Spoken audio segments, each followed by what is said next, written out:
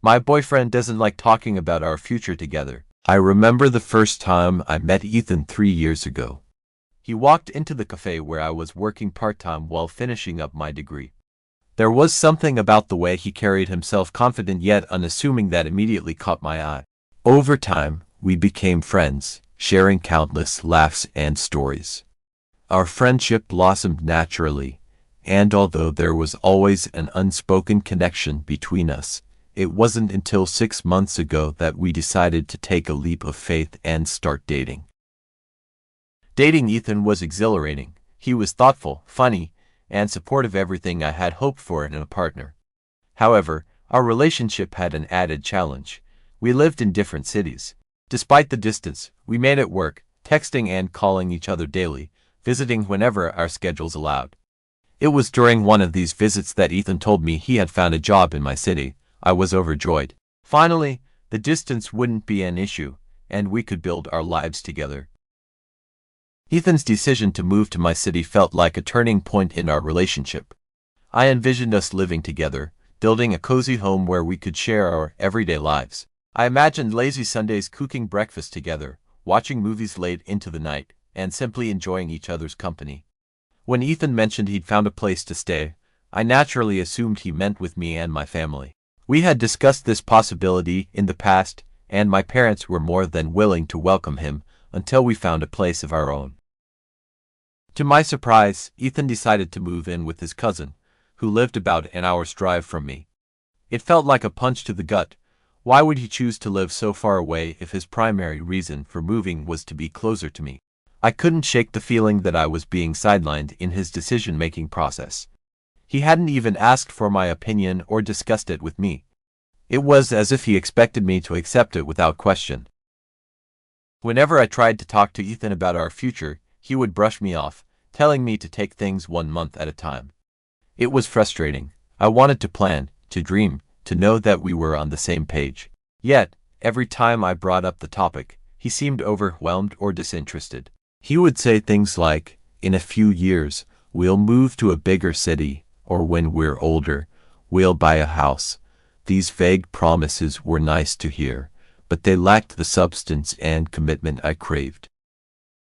One evening, after a particularly stressful day at work, I decided I couldn't keep my feelings bottled up any longer. I called Ethan and poured my heart out, telling him how I felt about always being the one to bring up our future. I expressed my frustration with his nonchalant attitude and how it made me feel like our relationship wasn't a priority for him. Ethan listened patiently, and when I finished, he sighed. "I'm sorry if it seems like I'm not taking this seriously," he said. "But I'm just trying to focus on moving right now. I don't have the capacity to think about anything else." His response left me feeling conflicted. On one hand, I understood that moving to a new city and starting a new job was a big deal. It was a stressful time for him, and I didn't want to add to his burden. On the other hand, his inability to discuss our future made me question his commitment. Was I asking for too much, or was he just not ready for the same level of commitment? Over the next few weeks, Ethan continued to mention future plans in passing, saying things like, "In a few years, we'll travel to Europe," or "when we're older, we'll have kids." While these statements gave me a glimmer of hope, they also left me feeling uneasy. Actions speak louder than words, and his actions didn't always align with his words.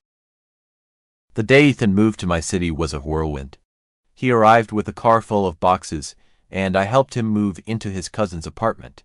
Despite my mixed feelings, I was excited to have him close by. We spent the weekend unpacking his things and exploring the city together. It was a welcome change from our long-distance routine, and for a moment, I allowed myself to believe that everything would work out. However, as the weeks went by, the same issues resurfaced. Ethan was busy with his new job and settling into his new place. We saw each other on weekends, but our conversations about the future remained elusive. Every time I tried to bring it up, he would shut down, saying he didn't want to think about it right now. Feeling lost and confused, I turned to my friends for advice. Many of them had been in long-term relationships and had faced similar challenges. My best friend, Sarah, suggested that maybe Ethan just needed more time to adjust to his new life before he could focus on our future. Moving is a big deal, she said. Give him some time to settle in. If he's still avoiding the conversation after a few months, then you'll need to reassess. While her advice made sense, it didn't ease my anxiety. I needed reassurance that Ethan and I were on the same path, that we were working towards a shared future. But every time I brought it up, it felt like I was pushing him away. One evening, after a particularly stressful week, I reached my breaking point. Ethan and I were out for dinner, and I decided it was time for an honest conversation. As we sat down, I took a deep breath and looked him in the eyes. "Ethan, we need to talk about our future," I said, my voice trembling slightly. He put down his fork and sighed. "Can't we just enjoy dinner? Why do we always have to talk about this?" "Because it's important to me," I replied, trying to keep my voice steady. "I need to know that we're on the same page. I feel like I'm always the one bringing it up, and it's exhausting." Ethan looked down at his plate, silent for a moment. "I get that," he said finally. "But right now, I'm just trying to settle into my new job and my new place. I'm not ready to make long-term plans." His words hit me like a ton of bricks. I felt tears welling up in my eyes, but I blinked them back, refusing to cry in public. "So, what does that mean for us?" I asked quietly. Ethan reached across the table and took my hand. "It means I'm here, and I'm committed to making this work, but I need you to be patient with me. I promise, once things settle down, we'll talk about our future." His words provided a small measure of comfort, but they didn't completely ease my fears. Over the next few weeks, I tried to focus on the present, enjoying our time together without pressing him about the future. It wasn't easy, but I wanted to give him the space he needed. However, the underlying tension never fully disappeared. Every time we talked about our plans, it felt like there was an invisible barrier between us. I couldn't shake the feeling that we were drifting apart, even as we spent more time together. One weekend, Ethan surprised me with a day trip to a nearby beach.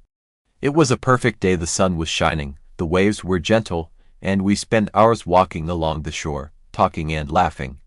For the first time in weeks, I felt a sense of peace.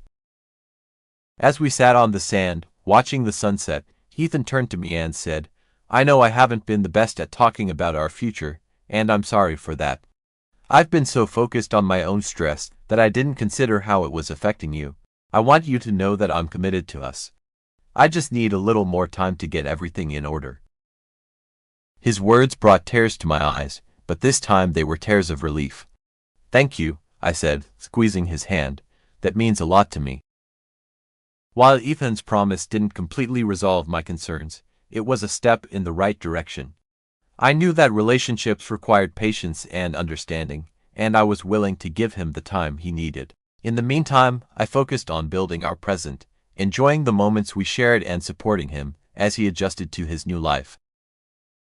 Over time, Ethan became more open to discussing our future.